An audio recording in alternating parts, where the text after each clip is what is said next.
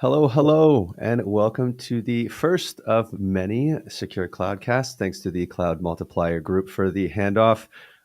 Seemed like a really cool demo I was catching. I'm sorry to cut you all off so early. But yes, the Secure Cloudcast, the monthly show for all things cloud, Kubernetes security, open source, maybe a little StackRox ACS mixed in there. So we're looking just to give you updates on all the security news in the world. I'm one of your hosts, Mike Foster, and joining me today is... Hi, I'm Kim Carlos, product and marketer extraordinaire here at Red Hat. We're really happy to have you here on our first show. And today we're going to be discussing the hottest topic.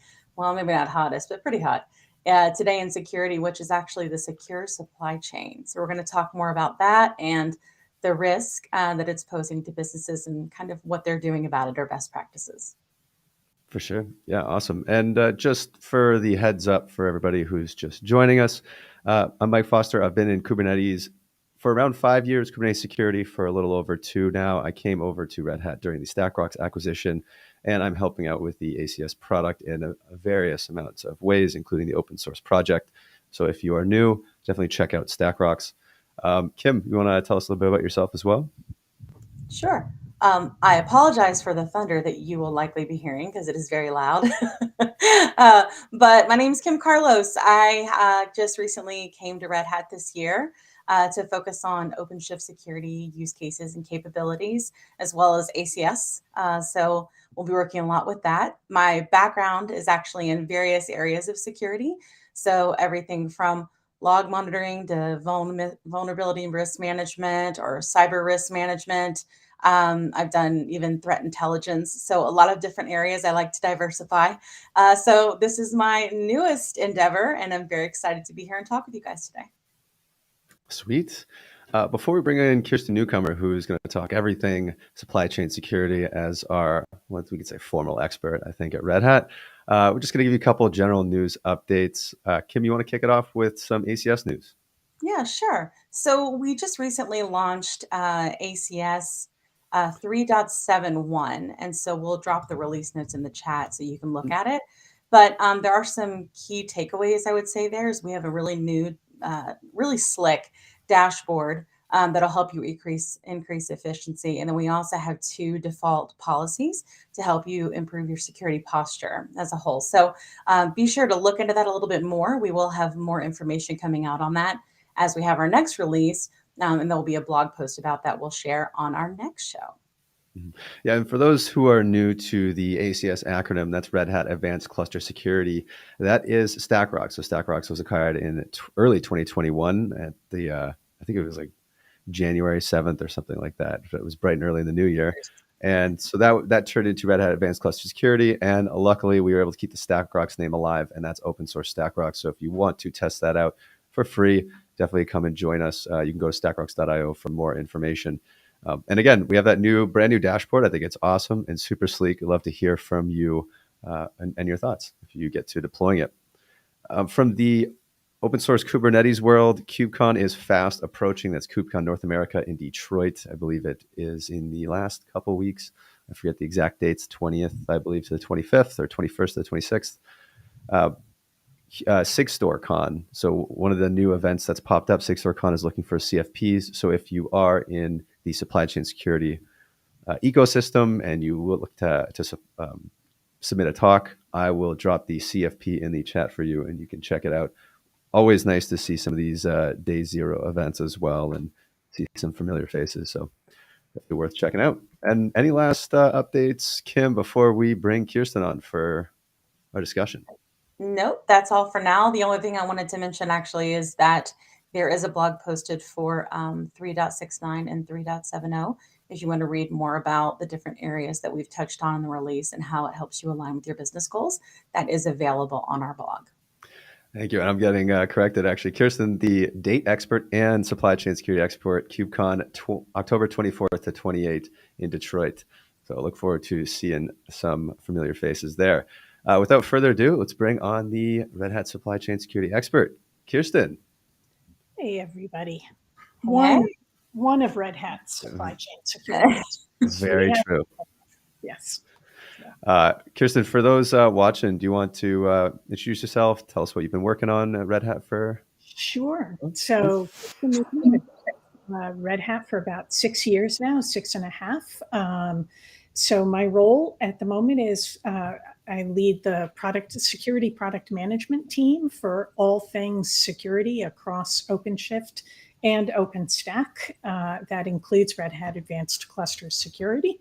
So, and ACS, like ACM, supports not just OpenShift, but EKS, GKE, and AKS as well.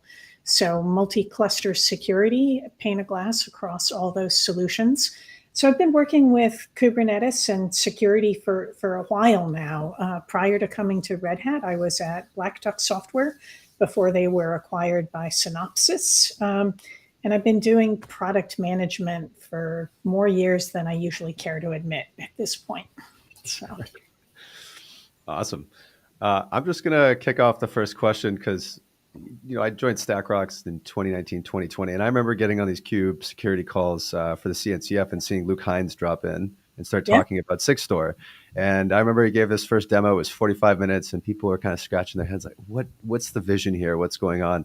And in the last 2 years, the supply chain conversation has really just blown up. Partially maybe government, partially environment related. But, with all those ripples, we were just hoping you could give us your thoughts on, what does supply chain security encompass? Are there any frameworks? I know it's a big open-ended question, but just wanted to get your thoughts. Definitely a loaded question. But you're absolutely right. There is a ton going on around supply chain security these days, both from the frameworks angle, from the tooling angle. As you say, Luke and Red Hat have been thinking about how can we make it easier for our customers to do certain elements of supply chain security for a while. That's why we invested in Sigstore. We'll maybe talk as we go a little bit more about Sigstore's role in that. But really things really got hot after the SolarWinds attack, which would have been, in 2019, I think. So kind of used to be that when we talk about supply chain security, people were thinking about how do I analyze the security of the artifacts that I'm producing through my supply chain, right? When do I do vulnerability analysis? How early? What kind of static security code analysis do I want to be doing, and how frequently? And now that, once the SolarWinds hack happened, that really shifted. It's not that we stopped caring about those things, but the security of the supply chain itself has become a key focus, right? The SolarWinds hack involved somebody actually being able to hack delivery of a patch from SolarWinds. And one of the things that I saw in 2021 was a really great talk by the folks from SolarWinds at what they have done to improve the security of their supply chain. And they are leveraging tools like Sigstore, like Tecton Chains, which we'll maybe talk about a little bit more. In terms of frameworks, lots of things happening in that space as well. So, there's been an executive order in the States, that's Executive Order 14028. That follows a previous executive order, on supply chains. There's been a new Salsa.dev project that's driving standardization of what are the key things you need to do to secure that supply chain itself. There are things coming from NIST 800, 218, NIST also 800-161, and the CNCF released a white paper on software supply chain best practices. So again, lots and lots happening, and we can dive into the details a little bit more as we go. Or I know you're also planning to have Emmy Eide join in a future session. Emmy is one of Red Hat's representatives to the OpenSSF, which is helping to drive the SALSA. SALSA stands for, I'm sorry, I'm going to have to go look. I'm just so used to calling it SALSA, right? So it stands for, Man, they don't even spell it out on their supply chain levels for software artifacts. There we go. Mm-hmm. It's making me hungry for Mexican. This smells like salsa. It is lunchtime. Yeah.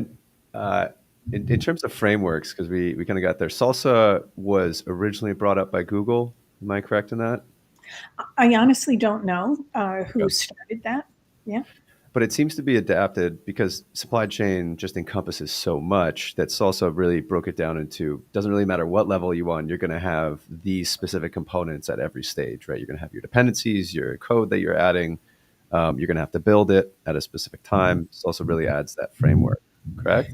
Yeah, I think what's really nice about what Salsa has done is that they've really, kind of the elements of software supply chains are multiple, and they're varied depending on the kind of code that you're building.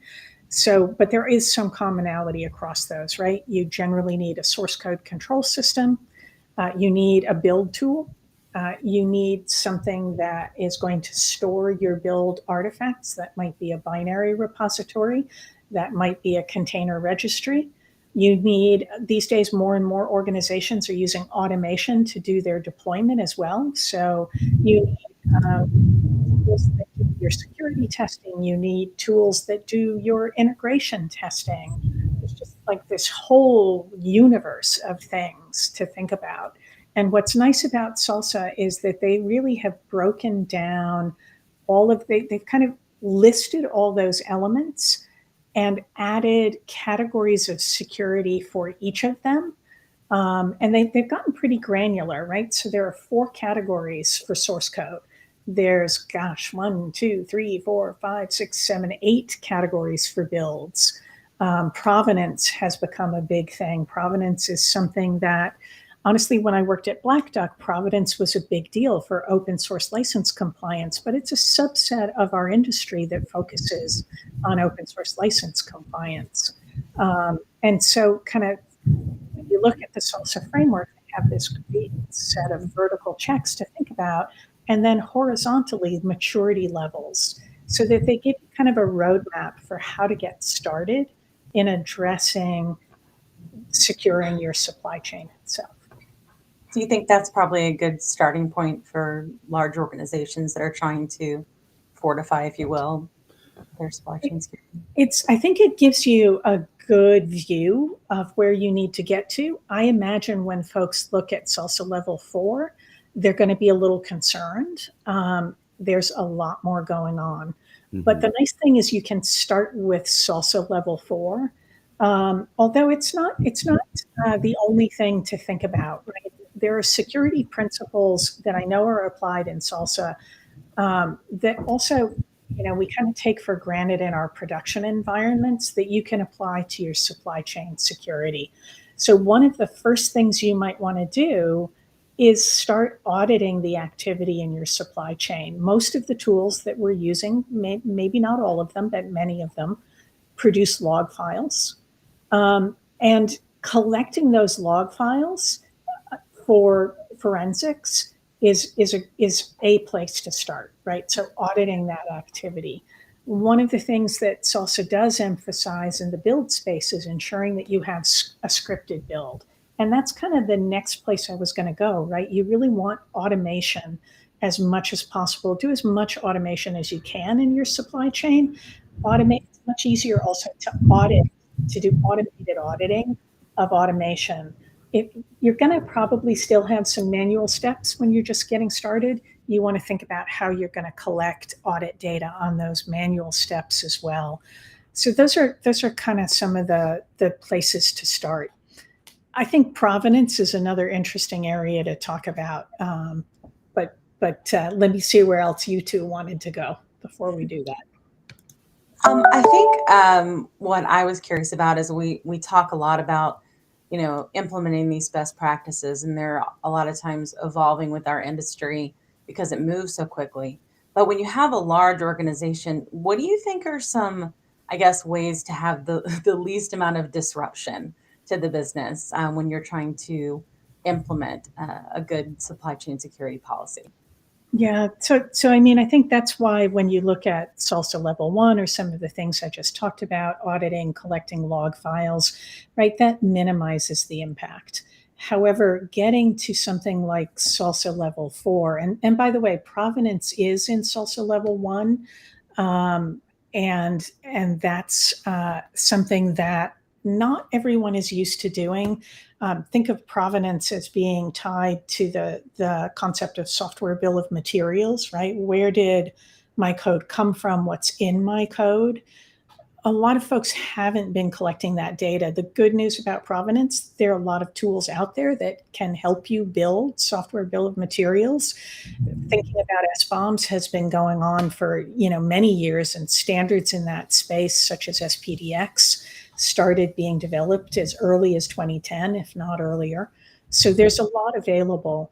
But the reality is that kind of as the world, as this evolves, and as you start to increase your maturity level for supply chain security, you probably need to also start looking at your tool chain, at your tools, right? Do you want to evaluate, are those tools that you've been using, Lord knows, sometimes for 10, 20 years? Are those the right tools to meet these new sets of requirements? And most of us in this industry are going to have to address the requirements that are in the executive order and things that are feeding some of these new standards. If you sell to the government, work with the US government, you have to address these. A software bill of materials is part of that. So you may need to add some new tools. You may need to upgrade your tool set. And this is one of the reasons, if we circle back to Red Hat's investment in Sigstore, the concept of provenance is key, but as you move up that maturity level, another key concept is attestation. So I think organizations are used to expecting from companies like Red Hat that the code we produce and ship for consumption by our end users is signed, right? So I can attest to the validity of what I pull down from Red Hat by verifying the signature that Red Hat provides for the content we ship. But adding signatures for custom code that organizations are producing through their own supply chain is not so simple, right? It's been easy to kind of add that signature at the end when you've got that final set of code that you're shipping out the door. But this is, the goal of Sigstore has been make it easier to add signatures and more than one signature to content as it moves through the supply chain. And traditional signing tools just, weren't that well developed for or designed for working and being integrated into a CI/CD pipeline. So Sigstore really has some great benefits in that space, but it's going to take time for people, to integrate these new things into their existing supply chains or CI/CD pipelines. And I think the integration and the automation is the key point there, right? Because you don't want the developer, you don't want the operator going and signing all these things. You want it so that whenever something gets accepted into the main branch, it goes through that attestation process, and that if we're ever expanding or making any changes, we can verify that the original build is correct, right? Absolutely. And one of the additional things with Sigstore, right, and there are elements of Sigstore that you can adopt independently of each other, but Recor, the signature transparency log, is key for what you just described, Mike, right? So that I can have a series of signatures and I can trace those signatures, even if it's for the same artifact. Say somebody downloads something from Red Hat, they verify the Red Hat signature, but now they want to add their signature to say this is approved for use, for production use in my organization. And that something like Recor gives you a transparency log where you can track that chain of signatures. This is one of the reasons we saw the Kubernetes community adopt Sigstore for signing the artifacts coming out of the different CNCF Kubernetes projects. So really great to see that kind of adoption. And I think that will help other organizations look at how could we do that, right? If there's a model in the open source community that they can follow. Mm-hmm. Adopting things like that, like with Sigstore, I'm curious, is sort of that being that best practice. I think we talk a lot about DevOps and sort of this movement to DevSecOps, right? And involving that idea of, signing things and verifying things and zero trust networking and all these different things you want to be able to apply. And I'm curious, how do you see supply chain security as it moves towards that maturity model you were discussing of DevSecOps? Well, I think one of the challenges with the DevSecOps phrase, honestly, is that we don't have a common understanding in our industry of what is meant by DevSecOps, right? If you talk to the folks who really initiated the DevOps movement in particular, they'll say security checks were always intended to be part of the DevOps process. But I also think that at that point in time, and even, right now, I think people think of DevSecOps as looking at the security of the code that is moving through the pipeline. That's the DevSec piece, right? Shifting security left. And the SecOps piece is, what are my security solutions in operations? And ideally, if you're really thinking this through, how do you feed security information from ops back to the dev team so they can improve their security? How do you feed security information discovered in the dev process into ops to inform your security policies at deploy time and at runtime? And that closed loop is a big challenge. But that's only one piece of supply chain security, and that's the piece that has been less, that's kind of, well, the closed loop piece, I would say that we're still, as an industry, working on closing that loop. Solutions like StackRox help with that. But again, kind of the newer emphasis is on securing the tool chain itself. And so in that case, actually, let me separate those two things. So Sigstore helps with that first DevSecOps flavor, right? I can sign content as it moves through the pipeline. I can check those signatures upon admission to a cluster. Those are key ways that Sigstore plays a role there.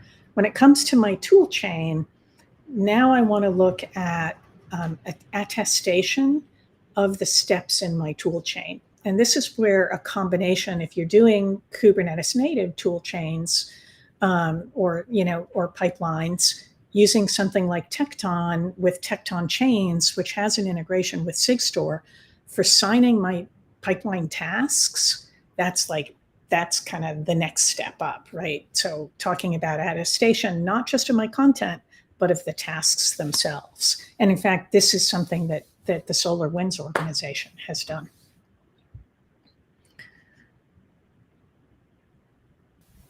Awesome. Yeah.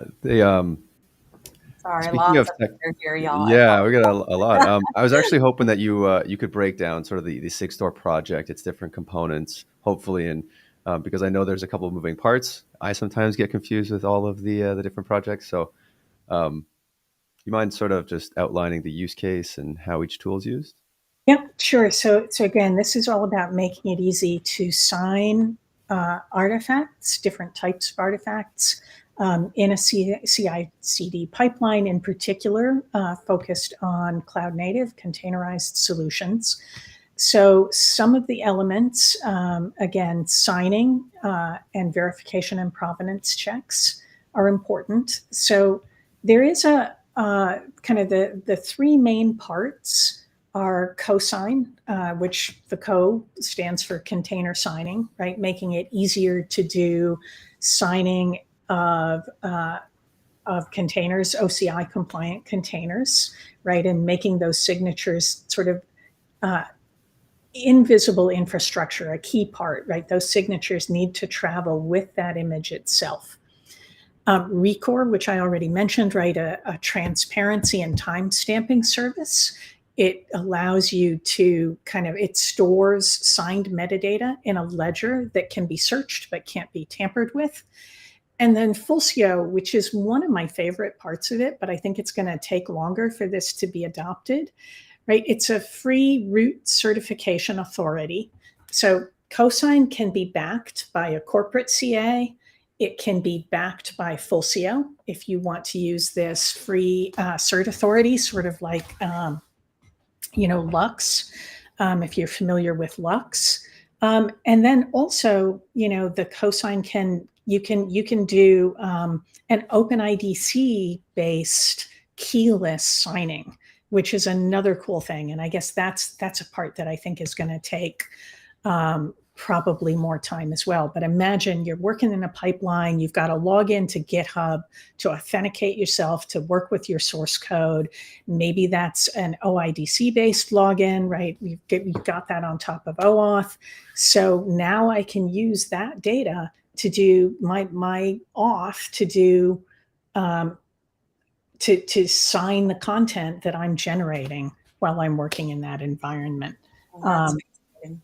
Yeah, that really simplifies the process, right? I don't have to reach out to an external corporate CA.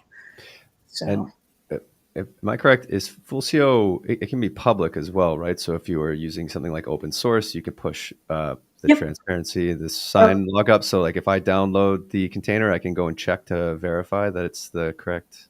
Yeah, I think you meant Recore. Okay. But yep, so Recore, in fact, like the Kubernetes community is, will have, and Linux Foundation is sponsoring a public Recore signature transparency log. Awesome. We do have one question trickling in. I was wondering about this one. We have, what are the supply chain capabilities do we find in the CD stages of the CI/CD pipeline? So in terms of the enforcement of some of this, what do you sort of see happening? Yep. So I mentioned one of them already, which is, right, you ought to be verifying, especially, so Kube and containers, right? This is kind of a big part of my world. As you're deploying images into a Kubernetes environment, you should be verifying the signature on admission. Similarly, one of the other things that it's really important to think about in this world is all of the YAML files that go along with your pod and your images, right? There's a bunch of content, a deployment YAML, maybe a Helm chart that you're working with, maybe an operator. Those should be signed as well, right? And you want to verify the signature of those on admission, right? So we may be, kind of used to thinking about signing images. It's been something that's been talked about for years in our industry. Not, big companies like Red Hat, they're signing what they ship, but a lot of organizations aren't using internal SIGs when they're deploying their custom content into their environment. Some are, but a lot, they want to, but they haven't gotten there yet. And again, I think solutions like Sigstore are going to help with that. But then the next step is making sure that Helm chart hasn't been tampered with, making sure that your deployment YAML hasn't been tampered with, right? And so adding signatures to those and being able to verify those signatures on admission. Also, managing everything as code is a key principle in this world, right? So a solution like Tekton helps me now manage my pipeline as code. I can sign my pipeline tasks. But then also I can do configuration as code for my cluster. I want to sign those YAML config files too, right, that are going to deploy my cluster. And this is something actually that Red Hat Advanced Cluster Management already has the ability to do, is to verify, to provide signatures for your config files and to verify those on admission. Do you see a future where let's say a developer can write and package the configuration of the application, the container itself, and it can be signed all as one artifact and handed off to the operations team? Or do you tend to see them as still sort of separate entities? Just there's things like Acorn that have popped up where they're trying to simplify the developer experience, and I'm wondering how that would flow into a workflow with Sigstore. I could certainly imagine that folks would like to get to a place where it's all one and it's simpler to manage. I don't know. I'm not sure what my prediction is there. Yeah, I think that one's probably a little 2-3 years out, I think, right? Before we may see anything in there.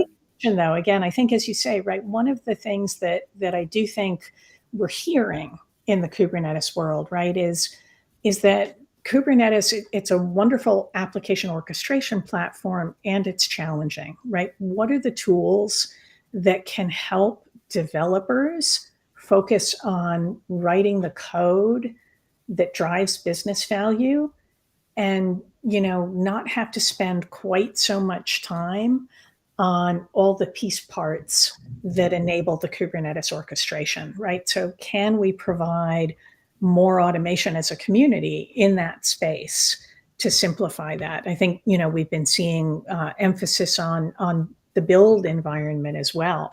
So it's going to be interesting to sort of see how that all evolves, right? We've already gone through the Helm versus operators thing and landed on it's not versus. There are cases where Helm charts are your best thing, and other scenarios where operators are the best thing for the situation, for the application. So maybe we'll see something similar evolve with Acorn.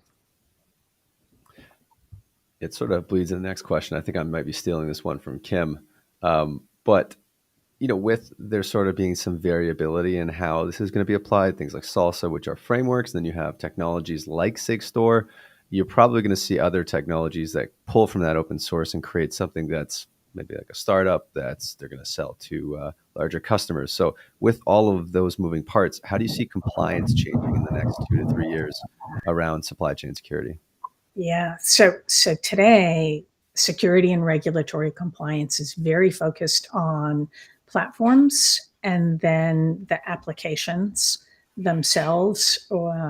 And so we're seeing more automation for compliance happening. We kind of talk about that at Red Hat as compliance as code. We actually have a GitHub repo that is not used just by Red Hat, but by other large organizations as well, where you can write code that helps to audit for compliance of a platform.